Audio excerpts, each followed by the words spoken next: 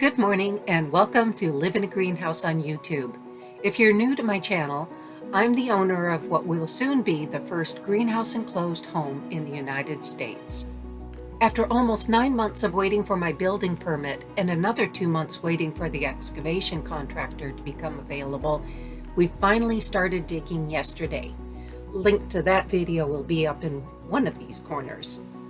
But we ran out of daylight to finish. So even though today is Sunday, Matt the builder and Adam the excavation contractor will be back to dig the hole for a retaining wall between the garage and the greenhouse. They'll also be removing some stumps that are in the way of what will eventually be a wheelchair ramp from the garage level to the greenhouse level.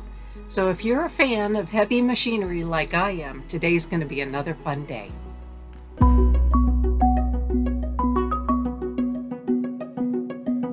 We've had pretty severe rain for the past week, so the hole Adam dug yesterday is rapidly filling with water. So the first order of business today is to set up a pump and divert all that water into the woods at the bottom of my property where it won't cause any erosion.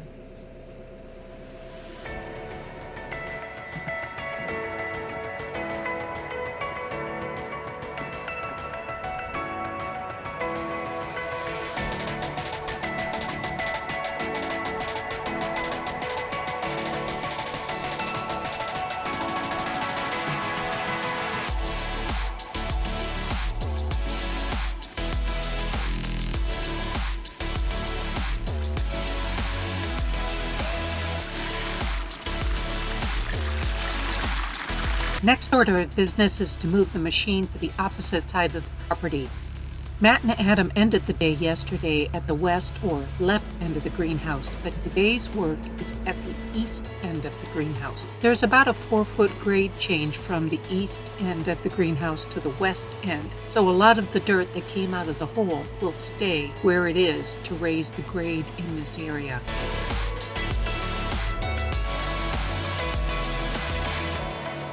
Adam made short work of a ramp, though.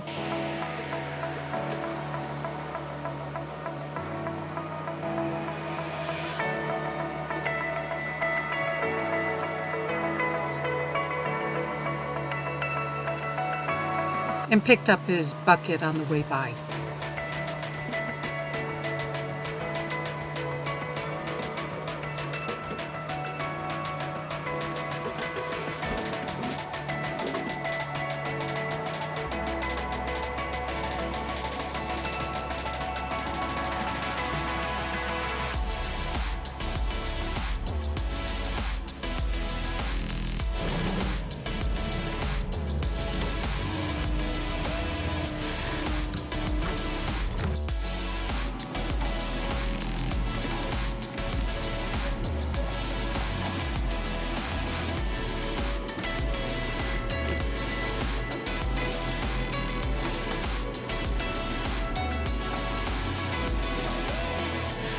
By shaking off most of the dirt and splitting the trunks, it will be easier to either burn or move the pile later.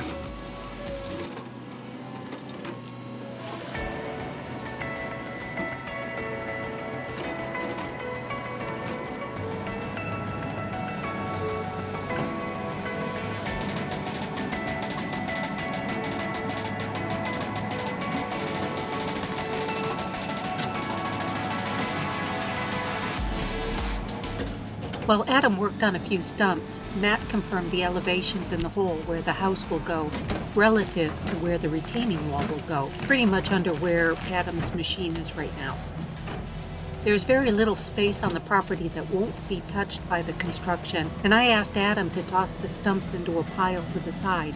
What are the odds one of the stumps speared the ground and hit the trailer's water supply line that none of us knew was anywhere near there? Since I live in the trailer full time, I'm happy they found and repaired that before I even noticed. It's the space inside that circle. We were pretty sure the line between the sand filter and the drain field ran through the building zone, and we were right. This broken line isn't an inconvenience and will get repaired along with installing the new lines in a few months. I didn't get video, but Adam finished the excavation for the retaining wall and then a trench down the middle for the utilities to come into the greenhouse and then to the house. Finally, at the end of the day, Dave covered the dirt piles with tarps. This is not only good for erosion control, but it's required by my building permit and will be part of the inspection of the footings in a couple days. After a couple of very long days, Adam's work is done and should be back in about 3 weeks to backfill the house and retaining wall and drill the holes for the greenhouse's foundation caissons. Good morning. Today the concrete guys will be here to begin forming the footings for the first pour, which will be for the house, the pool, and the retaining wall. One of the challenges of building on a small island is that most of the contractors are coming from off-island, so their start time is controlled by the ferry schedule. These guys are coming from almost an hour away, and even though it's just barely getting light out, we expect them on the next ferry.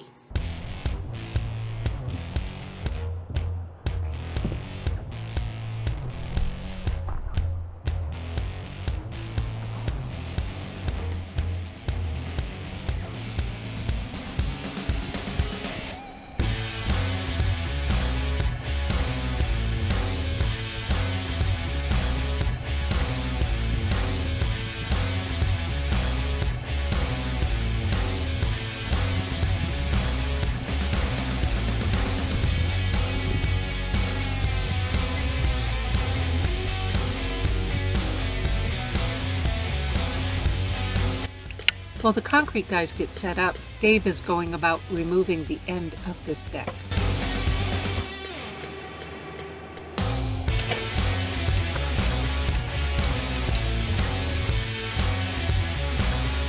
About this time, Matt and I realized the plans hadn't been updated for a change in the pool length, so the hole Adam dug wasn't long enough on the west end. Fortunately, Matt is able to get the smaller backhoe. Did I mention how big the dirt piles are and how tight space is to maneuver around?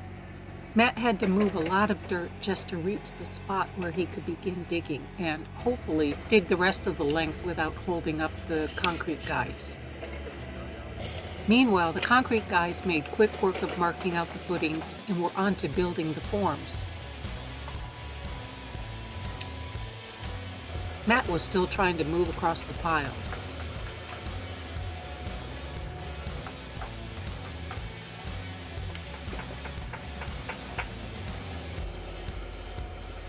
Who will get to that end of the pool first, Matt or the forms?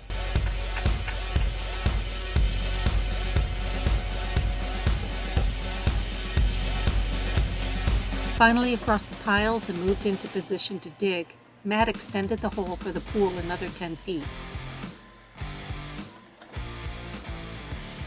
And then continued uphill to cut the bank of the north edge back to provide more room for working on the footings and a drain around the foundation. Even though it was a short working day, the concrete guys made the most of it. These guys are clearly experienced working together because they moved like they were choreographed. Didn't quite get all the rebar into the house footings, but they'll be back Friday to finish the footing for the pool and for the retaining wall. The building inspector only comes to the island on Tuesdays and Fridays, so hopefully inspection next Tuesday and pour next Wednesday. Oh my goodness, looks like the pump stopped. Let's check that out.